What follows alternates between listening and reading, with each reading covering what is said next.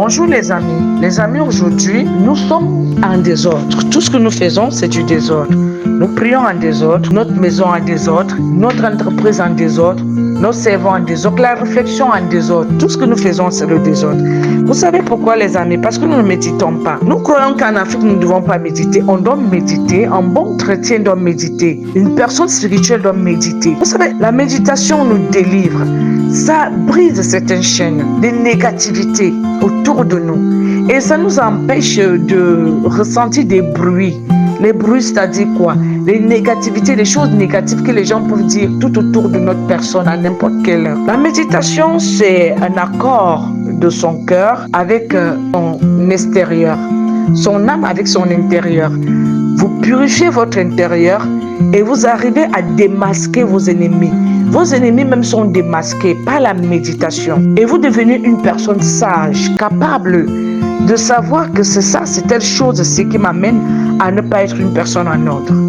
Et quand vous méditez, automatiquement, vous n'allez pas faire le désordre n'importe où, n'importe comment. Parce que la méditation, c'est une sorte de prière qui automatiquement met l'ordre dans l'esprit, dans l'âme. C'est-à-dire, ça nous impose l'ordre dans notre réflexion, notre façon d'être.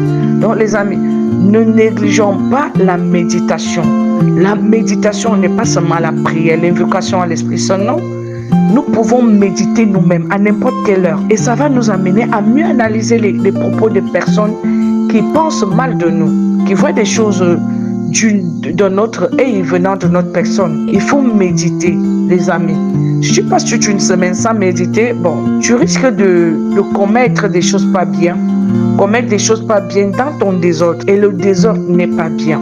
Je dis, la méditation purifie, la méditation maintient à la vérité, dans la justice, et la méditation met l'ordre dans tout. Cela nous permet d'être en accord avec notre intérieur. Et quand ton intérieur est en paix, tu dors comme un bébé.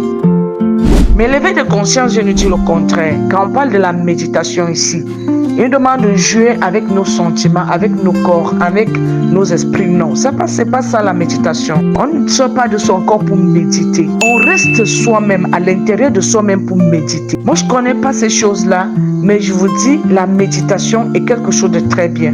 Pas la méditation de l'éveil de conscience, les amis. Elle est différente, très très différente de la méditation, de l'ordre de la valeur, l'ordre de la majesté, l'ordre de ce qu'on appelle la force de l'intérieur, qui nous permet de mettre tout ce qui est autour de nous négativement dans le sens positif. C'est pour ça que je vous dis, arrêtez de croire l'éveil de conscience. Croyez plutôt, Dieu est réel et il vit. N'hésitez pas de méditer au moins 2 à 3 fois par semaine.